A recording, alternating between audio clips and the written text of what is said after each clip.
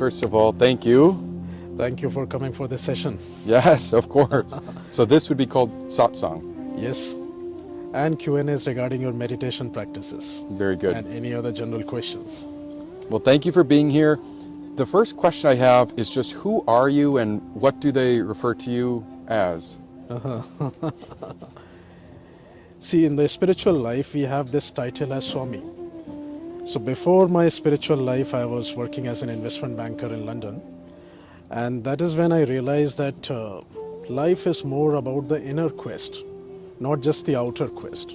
You know, as an investment banker, you have this ability to see where you can get the maximum returns for your investment. So if you translate that into the inner world, it's like where you should put your efforts and your time to get the maximum possibilities for a human life. And that is when the whole effort was directed in the spiritual field. Because it's too easy to get money and build your houses and have lots of dollars in your bank accounts, but at the end of the day, it doesn't give you fulfillment. What gives you fulfillment is the inner quest. So that is when I shifted my journey from the investment banking world of London to the Himalayas, and came to the Himalayas, lived here for a few years, did the meditations with lots of gurus, spent few years in silence and deep meditation practices without eating, penance, solitude, silence, and after that had lots of beautiful experiences. And then I realized, yes, this is the life which I wanted, and now I have something which I can share and probably help others on this path also. So answering your question, this is like a brief introduction of my journey. And after the spiritual journey, my name was Swami Turiyananda. My name Turiyananda means the state of Samadhi. So in short, people call me Swami G. Swami G.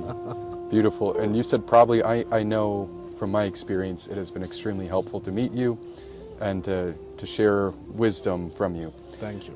What was the moment in London? Was there a moment where you said, this doesn't feel right, something needs to give? How did you know to make that shift toward that inner quest, that inner journey you were relating or referring to? Interesting question. See, actually, when I was a young kid, even in those days when I used to do the meditation practices, I kind of had this intuition that the mission of my life is not the regular routine material world or the marriage and the work life. It's something different. So with that understanding, I entered into the work life and chose investment banking for this purpose, that this is the career which can be the shortest path for me to retire. Because this is like you can quickly get some financial security, money and everything done. And then you don't have to bother too much about paying your bills or anything like that. So with that understanding, I entered into investment banking. And with the grace of God, I had planned that I have to work maybe 10 or 15 years, but I was able to quit it within 5 years. So I just spent 5 years in the investment banking world and made that switch and came over to Himalayas. And so it was the Himalayas, that journey that really cemented the spiritual progression. Yes. And is it an awakening? What do you call that inner journey, I guess? Is there a better way to describe it? There are words like awakening and enlightenment, but all these words are very loaded. So I can use a much simpler term. It's something like raising your consciousness to its peak potential. How do you do that? Peak potential. To its peak potential. Yeah. It brings also the concept of Panchakoshas into the picture. See, because when we understand who am I, normally we feel we are this body, then we also think we have a mind and we enjoy things. So if we have some kind of luxury, we are happy, we feel nice. So that's about like identity which we feel. But if you look deeper and deeper, this answer has been given in Upanishads that there are 5 layers of your identity, Panchakoshas. You have this physical body, which is the Annamaya Kosha. Then you have the second layer, which is the breathing body, the Pranamaya Kosha. That is where all your desires and happiness and luxury, all those things come. And then there is a third layer of body, which is the Manomaya Kosha, the mind. In today's world, the mind is your whole identity because there's so much of input and ideas and ideologies, political, materialistic, socialist, all these things which make up you. And it's so loaded, we tend to lose the fourth and the fifth layers. Which is the deeper layer? Fourth layer is the Vijnanamaya kosha, which is a deeper essence of awareness. It's the bridge between your mind and something higher, which is five. Five is what we call as Anandamaya kosha, or just pure consciousness. So if you really have to build your consciousness to its peak potential, what needs to be done is tap into five and start relating more and more from five. So when you think, who am I? You don't think of you as your body and mind. You think of yourself as the consciousness, which is using the awareness to direct the mind and act upon. You see the shift? It's an interesting shift.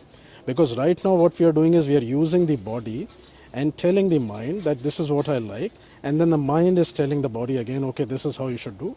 So it's a play between 1, 2 and 3. So 1 and 3, 3 and 1, 1 and 3, and back and forth. While the spiritual knowledge and this depth will completely shift the cognitions. Now you are relating with 5, which is the consciousness. So from the consciousness, you are becoming aware of your 1, 2 and 3, which is the mind and the body, and precisely telling the mind that this is the right thing for your consciousness. This is not the right thing. The feel-good thing may not be the right one. Even if you have to go through a little stress or little pain, this is the thing which is good for long term. So go for this. So you will always have the right answers. So that is what I mean by raising the consciousness to its peak potential. Moving from the mechanism of working from 1, 2 and 3 to working from 5 and using 3 and 1 as just a tool. Yes, and so when I think of, powerful yogis or you in the Himalayas, and we've had a little bit of this discussion before, yogis that are able to withstand temperature and do unique things to their body and endure, even Wim Hof comes to mind, a breathing, genius. That's because they're going inward to a deeper place and identifying Correct. with something, their deepest essence. Is much deeper. Yes. Because now once you identify with the consciousness, see, let's define it in terms of percentage. So for a normal person who is not on this meditation or the consciousness path, he will identify more and more with the body and the mind. So if you say the percentage will be like 40% of the time when he thinks of me, it's the body. And the remaining 50-60% will be the breathing and the mind. So that's like his 100% identity. That's body and what I think and my body. So that is why this heat and cold will affect him so much, because it's just the body and how you feel. Whereas when he shifts his identity to the deeper consciousness, the consciousness doesn't have this heat and cold and pain and suffering at all. Consciousness is just still, the awareness. So there, if you shift the percentage of your awareness from the body to consciousness, let's say now you have a 40% awareness of consciousness, 20% of fourth, Vijnanamaya kosha. So your 60% of identifying is shifted to 4 and 5. So only 30-40% is your body and mind. So that is when the feeling of heat and cold reduces a lot, because now you are identifying with something which doesn't have any identity of heat and cold. It's something beyond this, like the temperature is still there, but you have a zone where you can just shift, and that zone has a shield. So it doesn't have the heat and cold, everything like that. It's interesting because I've been taught that before, but hearing it from you, it's a different perspective.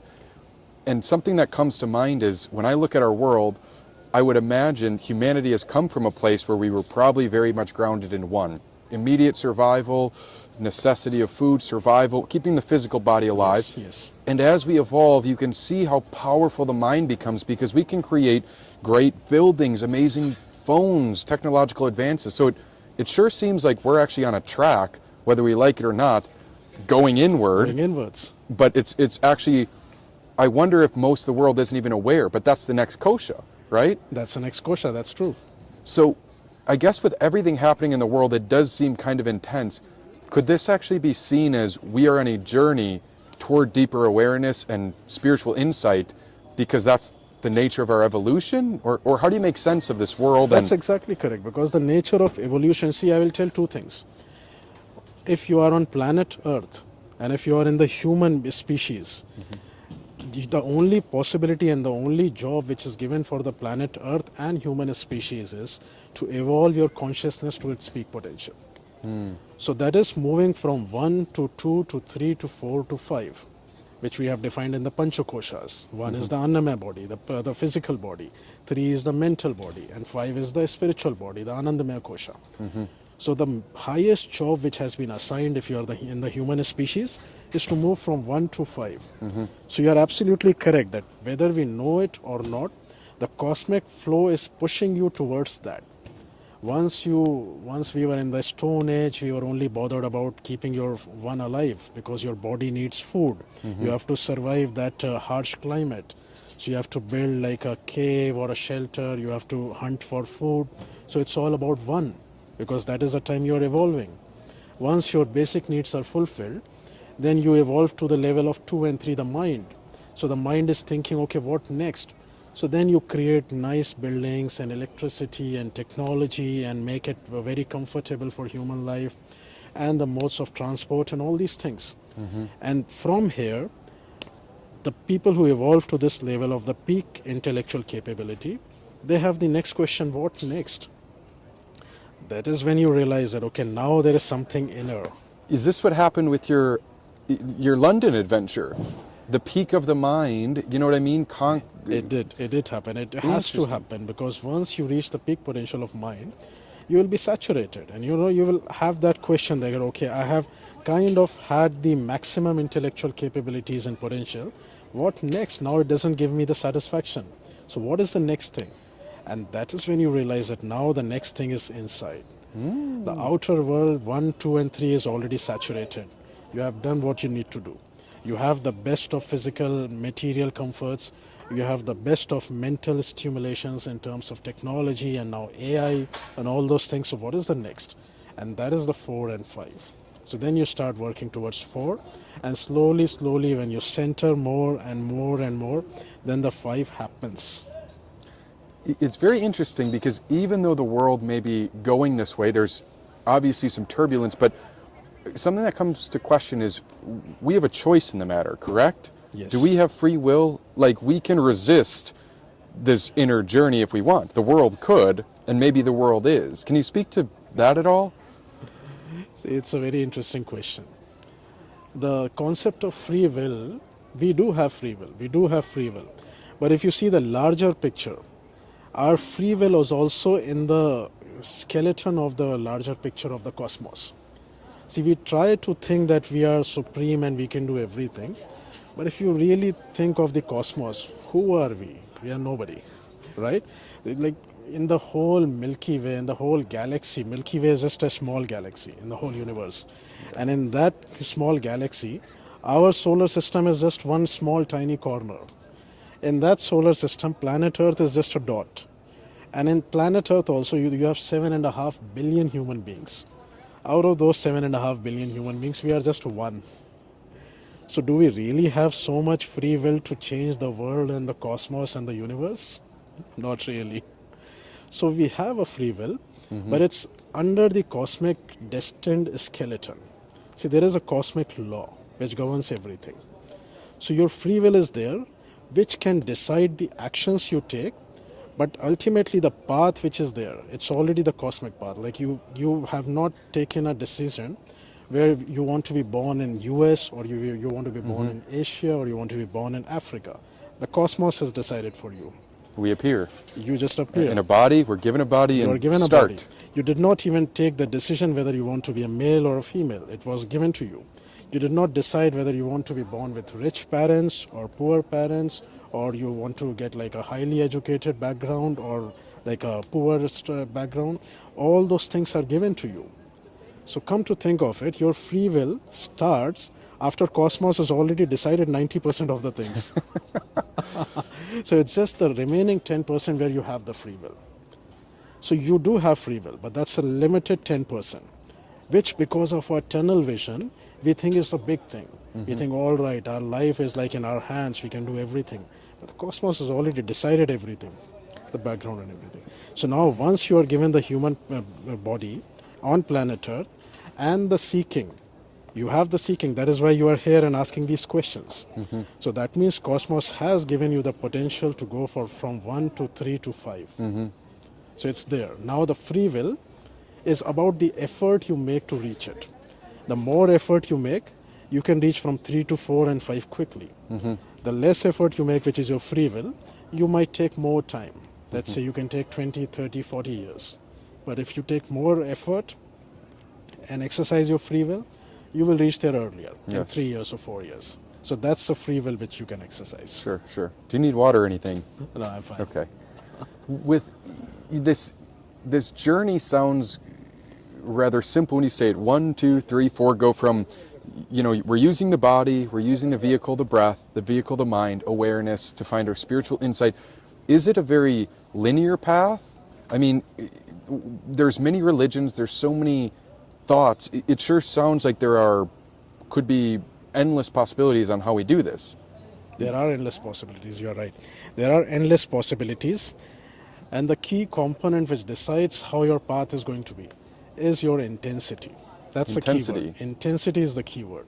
Because for everybody, there is an autopilot mode, which is like the destined, the free will part, where you go slowly, even if you want or not, you will be pushed slowly by the cosmos and your life. That is autopilot.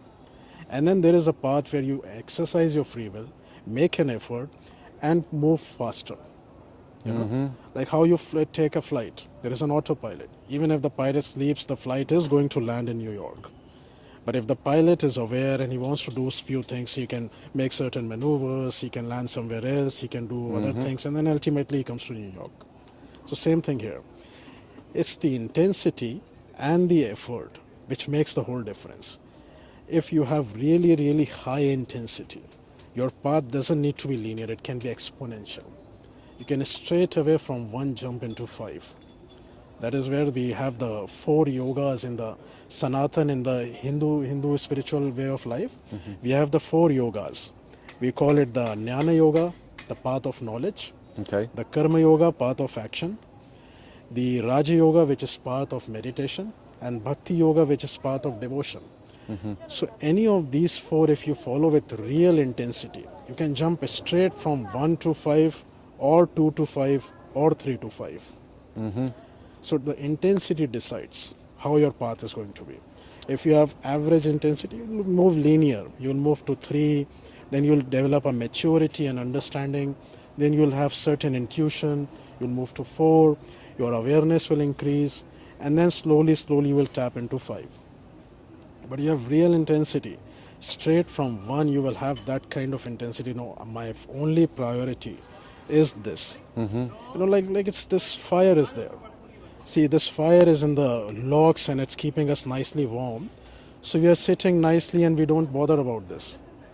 But if the same fire is burning your house, will you be sitting here quietly? No, you'll be running and using the water and whatever help you can get to just extinguish it. That's the intensity I'm talking about.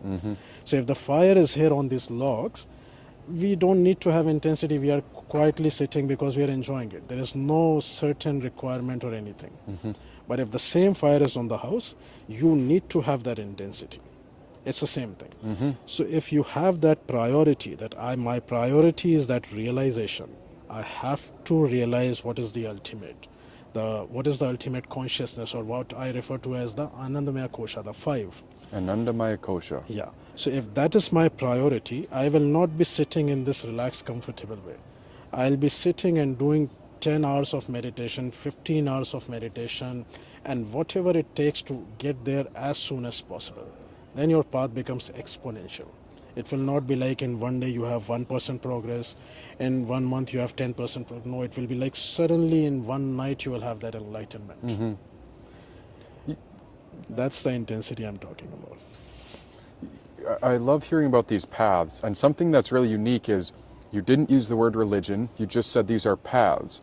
I came from a very Christian Catholic background. Could these paths be used in different religious ideas, or even other ways of thinking about this? It can be used in all the religions, because it is not bound by any dogma or any that kind of thing, you know. The word which we use for the ancient Indian wisdom is Sanatana. We don't use any religious term. Sanatana means eternal. It's like the rishis and the munis of the ancient India. The rishis you can say as the modern day scientists. The modern day scientists work on the realm of 1, 2 and 3, and they reach the highest 3, and then they give you the technologies. So the rishis of ancient India are the scientists of those days who worked on the realm of 3, 4 and 5, and then they gave you the highest possibilities which can be happening in 5 and the path to reach there. So there is no dogma or no like religion or like a sectarianism or anything like that. They have just given you the path. It's like a PhD research paper, which we call as the Upanishads. Beautiful Upanishads. So each Upanishad is a research done by a rishi, a scientist of those days, Yes. who have got that ultimate experience and they have given it out for others.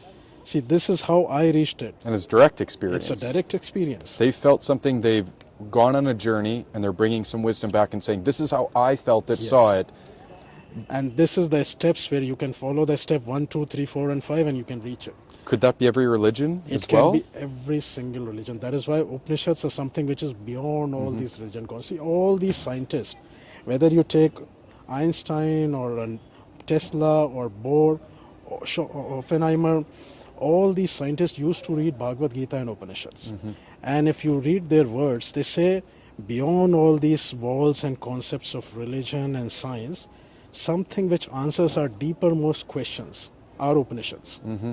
Most of them say that we read Upanishads and then we find the higher answers. So Upanishads really break down all the walls and barriers. And that is why we have this term Sanatan. We don't have this term Indian or Hindu or anything like that. Sanatan, eternal. Eternal is a very like a barrier-free term. Eternal wisdom, which these rishis or scientists had, and they just wrote it down and shared with the whole world. Yes. And in the ancient days, there were not all these religions. See, the religions have come in last 2,000 years. If you really look into the human history, it's a million-year-old history. And Indian history is actually recorded history is more than 5,000 years. So if you talk to the Indians, this 2,000 years is like yesterday. In terms of how Earth has been around for millions or billions of years. 4.5 billion years. So it's the snap of a... So it's just a snap of a finger. Yep. It's just 2,000 years is just yesterday. So all these things which we think of as a different religion just happened yesterday. Before that, all the cosmic principles which we are following and which we have recorded and the knowledge, those are eternal. The Sanatan principles, those are all there. I've heard of Sanatana, and I forget if it was from the Ramayana, excuse me for not knowing. It was maybe a verse about Savitar, some Vedic great being, and I believe it was stated Sanatana Dharma could be thought of as having such a pure mind that you are free from deception of negative thinking, negative action.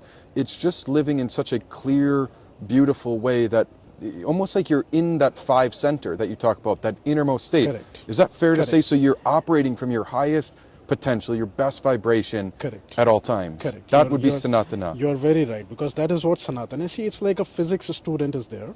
So he knows the laws which he has to use for his physical experiments. He knows there is gravity.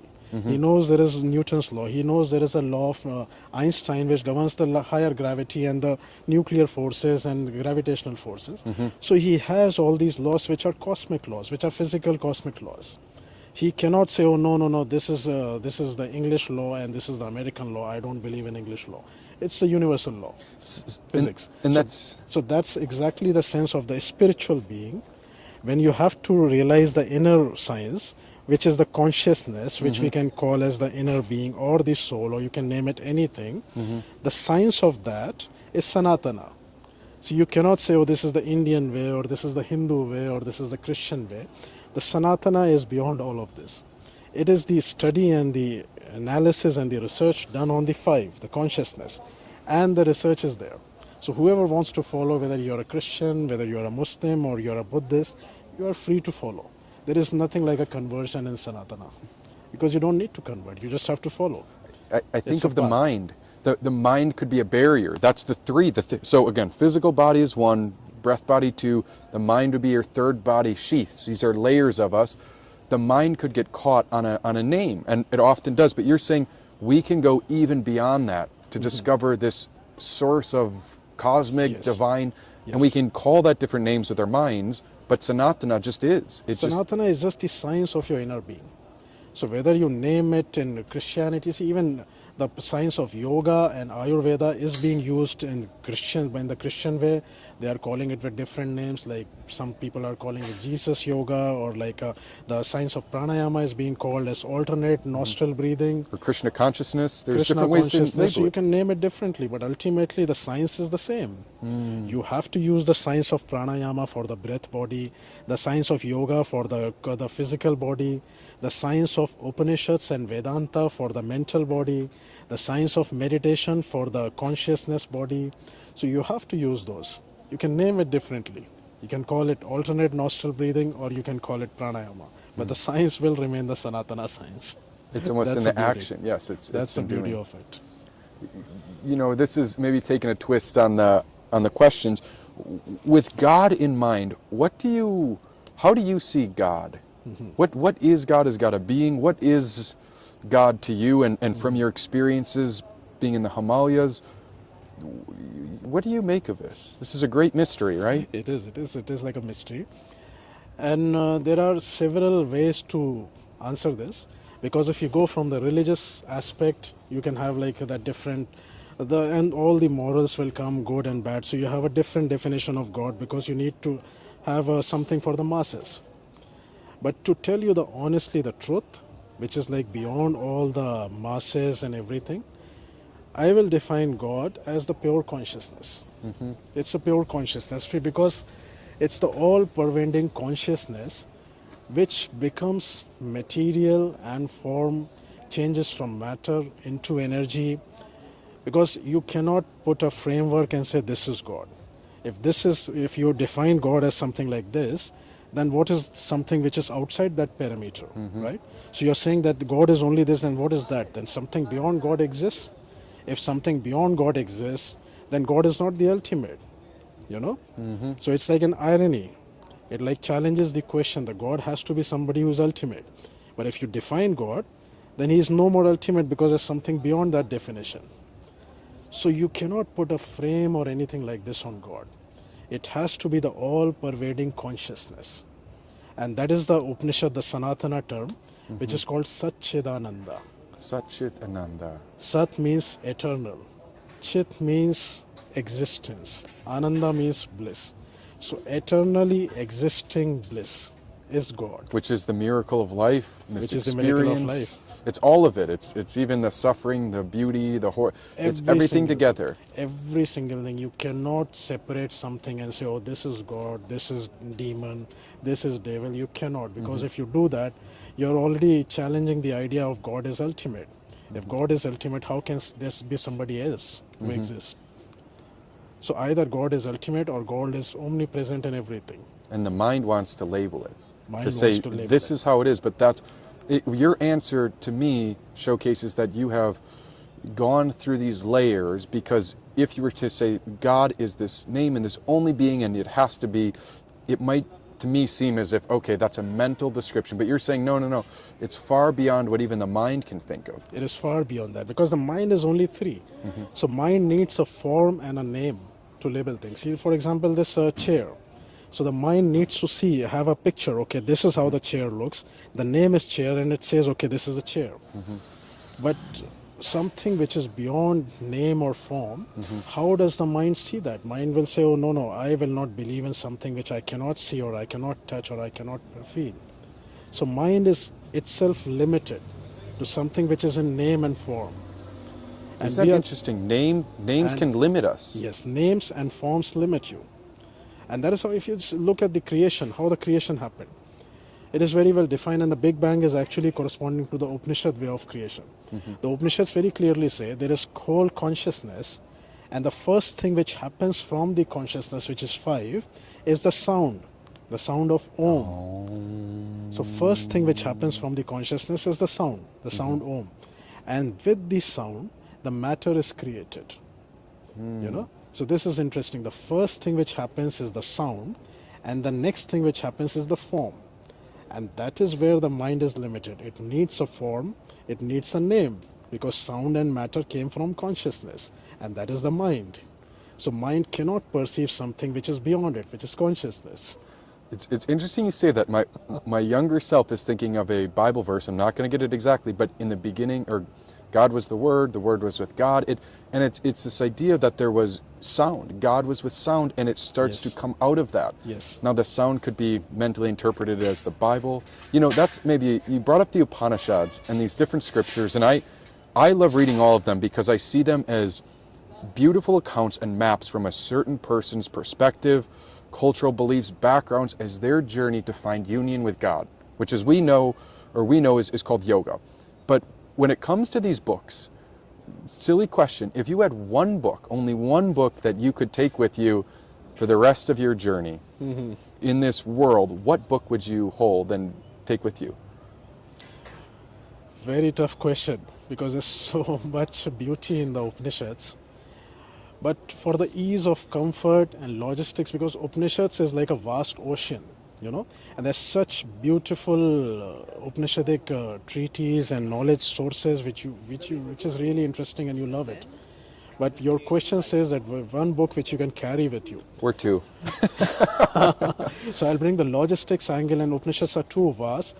So I'll say Bhagavad Gita is that one book, which is like the summary and precise cream of all the Upanishads. Bhagavad Gita is beautifully it's like the cream of all Upanishads, presented in just 700 verses.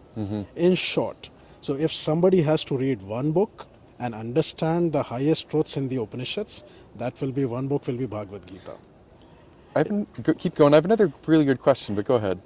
This one book will give you the introduction to all the important concepts which you need for the inner science, like the 4 parts of your knowledge, 4 parts of yoga, the Jnana Yoga, Dhyana Yoga, Karma Yoga, and the Raj Yoga, and the 4 states of consciousness, with the Jagrat, Swapna, Sushupti, Turiya, and the Panchakoshas, the 5 koshas. So these are some of the key components which I would like somebody who's on this path to know. Yes. Because this is like the science, it's inner science. Yes. So if you know these components, it's like if you are a physics student, you need to know gravity, you need to know nuclear forces. So if you are an inner science student, you need to know Panchakoshas, you need to know the 7 chakras, you need to know the 4 states of consciousness. Sure. So if you know all these things, you can beautifully progress on the path. And Bhagavad Gita, in short, gives you all of these. So that's one book you should have. I love it so much. And you brought up the paths, and I know there may be some people, myself included, when these were foreign to me, but when I hear Raja or these are just different ways of thinking about ways of behaving. Karma yoga is action. So that could be seen as someone from a Christian church feeding the poor. That's good action, helping the community. Another one would be just saying prayers on a rosary or a mala, right? These are different paths to help yourself connect with that divine source. So that's why I love it, because these names may be very yogic, but they transcend just yoga. It reaches everyone. It reaches everyone, because I like how we discussed earlier in the discussion, that this is the science of inner science. How you want to reach your consciousness. All the tools and the paths and the knowledge is given to you. It doesn't need to be called as Hinduism or Christianity or Islam. These are the tools. Like gravity is a tool if you want to understand physics. You don't have to say, oh no, this is not my path because I belong to Africa, so I will have to go and listen to African scientific knowledge only. So all these tools are given. You just have to pick up which one resonates with you and follow it. You try some of them, and if the path of action resonates with you, go for that. If the path of meditation resonates with you, go for that. So these are the tools. The more tools you have, the more capability, the potential you have to reach higher and higher. The Gita, I love the Gita, and I travel with the Gita. Reagan and I. Wow. So it's a small Gita, and here's a funny thing. Tomorrow or the next day, I forget exactly, is Christmas. It's coming up December 25th. I travel with the Gita, and I opened it up today, and I've been reading it through the trip. Inside the cover, someone wrote, I don't know where I got this Gita, thrift store, it says, Merry Christmas. How do you make sense of occurrences that are beyond this world like that? Like, I pick up the book, I've had the book, I've read the book, but why did I flip open to the page that's the blank page, between the cover and the editor's, production or publication notes, somebody wrote Merry Christmas, and I discover that a day or two before Christmas. Are these miracles or God instances, or who's doing this? Do you know what I mean? I know. See, life is a miracle. Life is a miracle. A miracle. Life is a miracle. Every day your existence and your whatever experiences are happening are miracles. Only thing is most of us are not open to it because we are too busy in our day-to-day life of work, eat, sleep, work, eat, sleep cycle. So we don't notice something which is happening outside it. And those sound like the first couple koshas, the first couple layers. The Yes, body, the first 1, 2, mind. and 3. You're stuck there a little bit, You or are could stuck be. there. But once you are on the spiritual path, you are open to it. So you start noticing these miracles. And also the second part, once you start noticing it, the consciousness, the higher source will shower more grace on you and give you more of these miracles to guide you and inspire you further on the path. So it's both ways. From your side, you're noticing and being aware. And from the higher side, the grace is happening more and more frequently in your life to tell you you are on the right path. Son, you are on the right path. Be inspired. Move further. Move further. So it's the consciousness is taking care of you, that you're doing great. Move further. So this path there is a beautiful maybe grace that's leading us through it, but I can't deny that there is hardship, there is suffering. How do you find peace or even happiness, and how do you make sense of the suffering? See, ultimately when you mature, your cognitions mature, you realize the idea of that joy and suffering is too basic, In the higher picture, in the larger picture of the world and larger picture, the higher picture of higher frequency, there is no such thing as joy or suffering. There is nothing like joy, there is nothing like suffering. Okay. Like the waves in an ocean. The waves are moving, there are alternating waves. The waves go up, the waves come down. The waves go up, the waves come down. So if that wave has something like an ego identity, when it goes up, it will say, oh, I am joyful, I am blissful. When it comes down, it will say, I am suffering, I am in depression. But there's no such thing. It's just a part of the ocean. There is no joy or suffering, Because you can see the higher picture. It's still in the ocean. It's just alternate waves up and down, up and down, up and down, up and down. So in the higher picture, there is nothing like joy. There is nothing like suffering. It's just alternate waves going up and down, up and down, up and down. It's just the cycle. It's just the cycle of life. That's all. You have to go through it, that's all. With the awareness, the idea of joy and suffering will disappear and it will just become happening. So instead of labeling it as joy or suffering, you can just say happening. So it's just happening, happening, happening. You will not have this suffering word. You will not label it. It's just happening. Life is happening. That's all. I picture a wave being at the peak and saying, I'm on top of the world, and then it goes to the bottom and saying, no, I can't take another moment. What's happening? But could you give us any hints or advice on how to be in that state of awareness? Not to say like I am feeling good and bad, but just I am being with it. This journey is happening, and I'm not attached to. Some days are going to be hard. Some days are going to be good. There are people in my family struggling. There are other people succeeding. How do I get with it to be aware that it's all unfolding, even maybe bringing it back to this eternal, cosmic, Sanatana idea that something is far bigger than us. Does that make sense? It makes sense. It makes sense. And this knowledge is actually going to work as a tool because this will bring a cognitive shift. See, once you have this knowledge of the Panchakoshas, then whenever you go through these low moods which you're talking about, that some days I'm feeling suffering, so how do I picture myself back and remove myself from that suffering feeling? This knowledge and cognition of Panchakoshas will give you that. It is like your base you can always come back to. And Panchakosha, is that the centermost kosha? Centermost kosha. So when you have these days when you're feeling low, always come back to the Panchakoshas and look at this. See, why I'm feeling low? Is it my body which is hurting? Okay, then it's the one. It's the Annamaya kosha which is hurting. So let me think from the deeper koshas, the 5 and 4. So Annamaya kosha is very little. It's not my whole thing. And then you will see the whole awareness will shift the body pain or suffering also. Then again, you have to, if it's not the body, you think, where am I feeling low?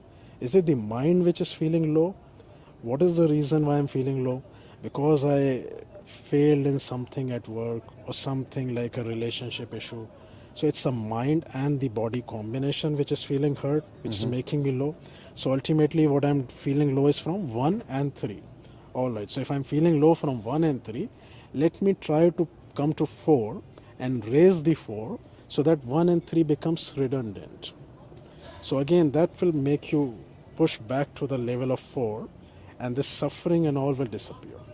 So this cognitive shift, it's just a cognitive shift because the whole thing is mind. The whole thing is mind. So if you have this knowledge of Panchakoshas, you analyze. Whenever you feel low, you analyze. Is it 1? Is it 2? Is it 3? Which one is causing that low mood? And then just address it accordingly and shift to 4 and 5. That's it. So what you're describing to me is it's profound, and I would label that as that's a spiritual seeker or a spiritual being, someone on a path, the path. How should a person who is on this journey, how should they live? Could you advise or just general guidance on what would be things to strive toward? And again, intensity matters, but any ideas on how, generally speaking, a spiritual person should live? I would definitely advise, if you are seriously sincere and like really interested on the spiritual path, you need to take some time out of your eat, sleep, work routine. Because if you are in that routine and if you are just able to give like half an hour or 1 hour, the progress will not be much. And slowly you will then lose interest because nothing will come out of it. So one advice I'll really give to the sincere seekers is take at least a month. If possible, take 3 months or even 6 months if possible. Take at least a month of sabbatical. And break from this routine of eat, sleep, work, eat, sleep, work, eat, sleep, work. And devote that 1 month completely for your spiritual pursuits. What pursuits you want to do, that you have to decide. Maybe try all the 4 paths of the yoga. The path of knowledge, the path of meditation, the path of action, the path of devotion. Yeah. Try all of them little. Sure. And 1 month, just make this spiritual enlightenment or the spiritual progress as your only priority. Then you will see a big breakthrough happening. And once you get this breakthrough and you return back to your eat, sleep, work cycle, believe me, you will never be the same again. Your whole cognition, your whole energy will have a great shift. The way you work, the way you respond will be totally different. People will ask you what happened to you. And then you will always make more and more progress. You will not lose the path. And once in a year or once in 2 years, keep taking these spiritual breaks, spiritual sabbaticals, 15 days, 30 days, if possible 2 months, 3 months. Come to some deeply spiritual places like India, because the Himalayas and the Ganga, they give you the highest spiritual vibrations. So if you can find a spiritual place in your geography, something like a very proper, like a river which has high vibrations, or a forest which has high vibrations, or a mountain range which has high vibrations, you can go there. If possible, come to India, come to the Himalayas, spend some time by the Ganga, because there you definitely have very high spiritual vibrations.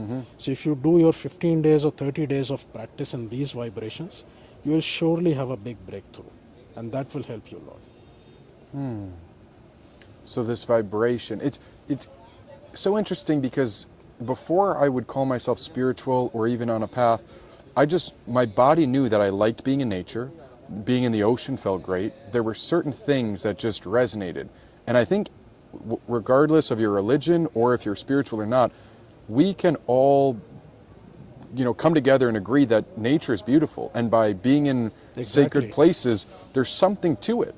Cities are great, there are great adventures and theme parks and all kinds of fun things. But being in nature is sacred. Is that fair to say? It's sacred.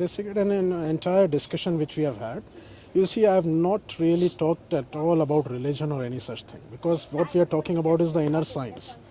And inner science includes the tools and the paths which are given by the Sanatan. And one of those tools is also the nature, as you call it, as sacred. So the highest energy which the geography, the planet Earth has given, is to the mountains and the rivers and the forests. These three. And they're the oldest, by the way, And right? the oldest. And They've the been oldest. here for, yes. Millions and millions of years. Yes. So the nature has given those energies to these places, the mountains, the rivers, and the forests. So if you go to these three in any country, in any geography, you'll automatically feel a lift.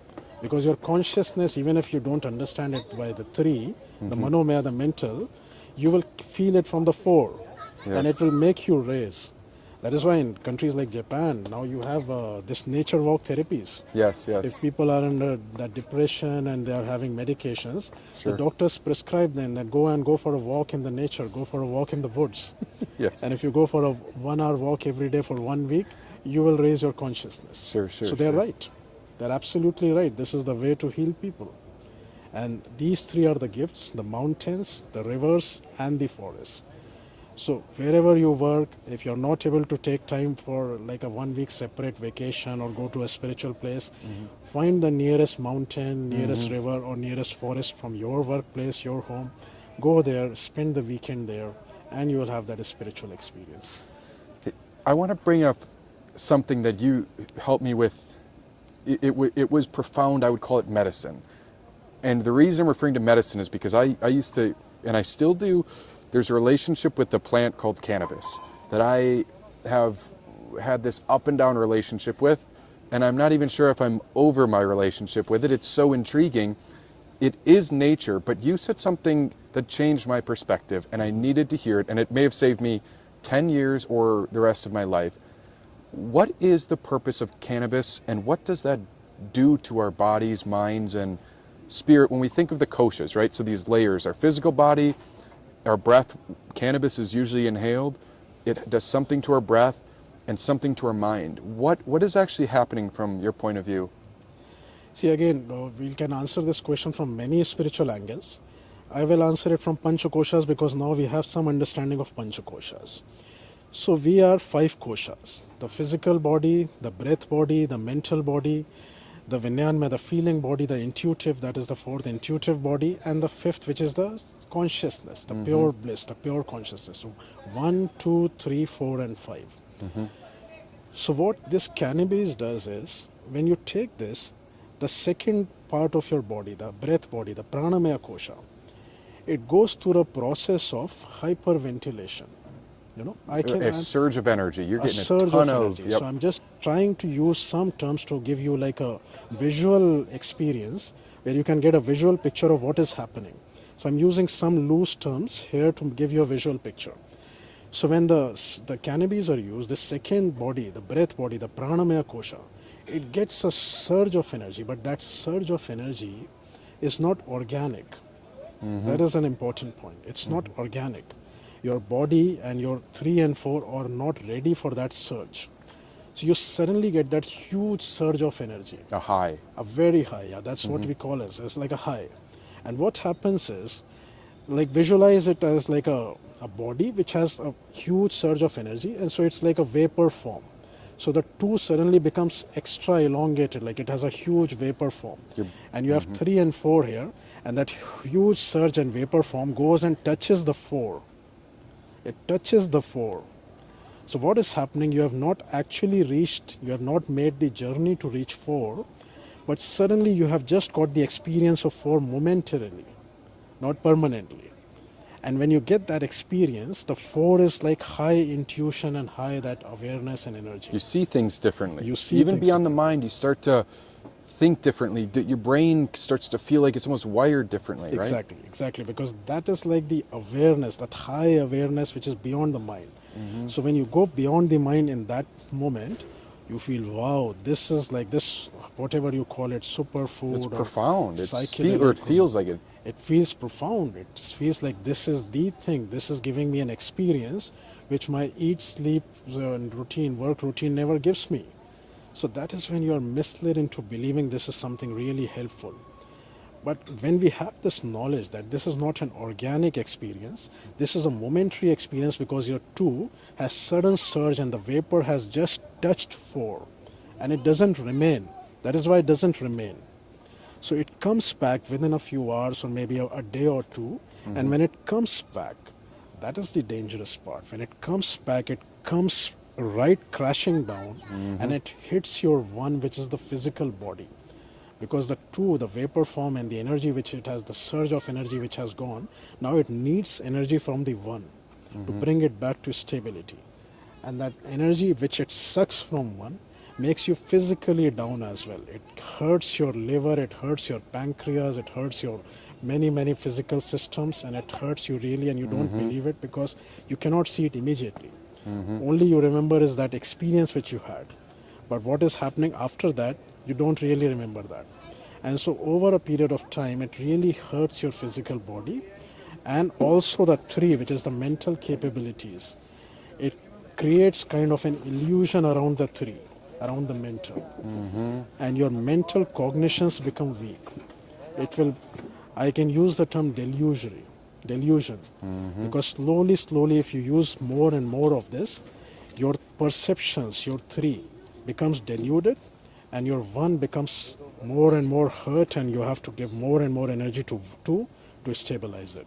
So what you're doing is, by using these psychedelic drugs or whatever you call it, you are getting that momentary four experience, but you're hurting your one and three, and in the long term you're actually damaging or losing a lot more than what you're gaining for that few seconds. So it's a balancing act that can be potentially just we're essentially looking for our equilibrium by going into a spiritual center, but by using cannabis, it's actually giving us maybe a little insight, but at a cost of a lot of That's a disequilibrium. very heavy cost. It's a little insight, momentary insight, not really a great insight, because for a few seconds when you have this insight, you cannot really get those profound truths. That needs an organic build up to four. And you can really stay in that zone for a week, 10 days, 15 days, and dig deeper to the profound truths. So momentarily you cannot get the profound truths. You get a picture which is beyond mind, beyond body, but not really very helpful. And the cost which you pay for this experience is too high. So I will recommend any spiritual seeker, please do not try this.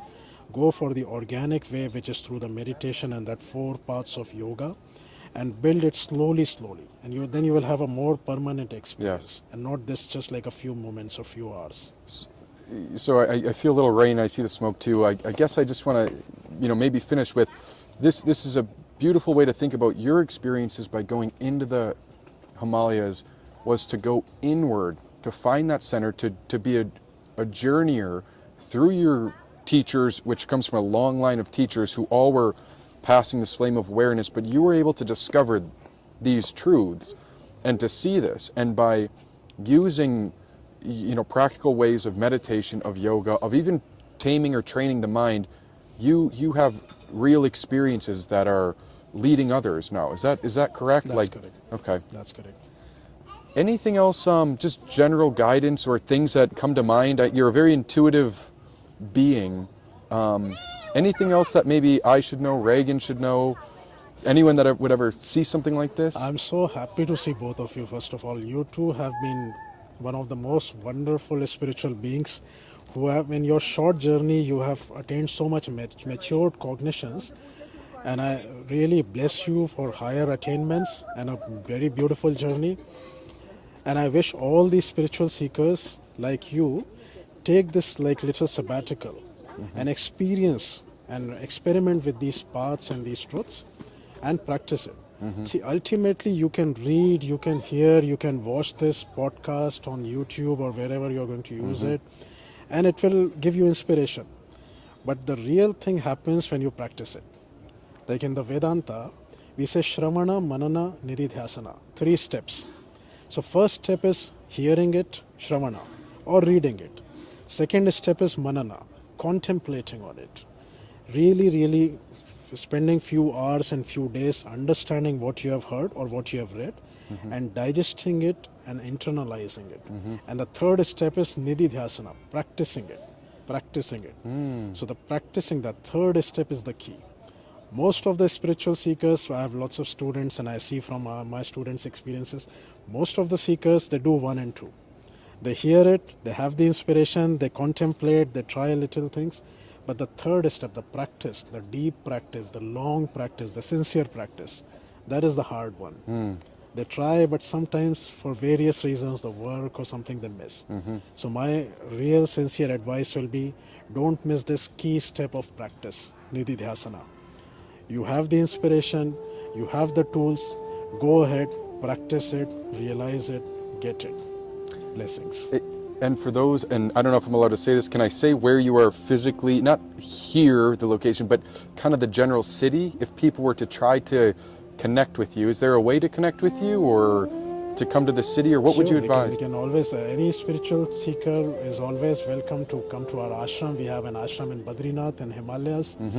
They can come stay there and practice some of these spiritual disciplines. Or they can come to Rishikesh and they can get in touch and they can learn and they can progress on their path. Well, thank you so much. I know Reagan and I feel so lucky to have spent time with you, and this is incredible. I'm excited to see how this helps others. So thank you very, very much. Thank you for being here and for this wonderful session, and blessings for your spiritual growth. Namaste. Namaste.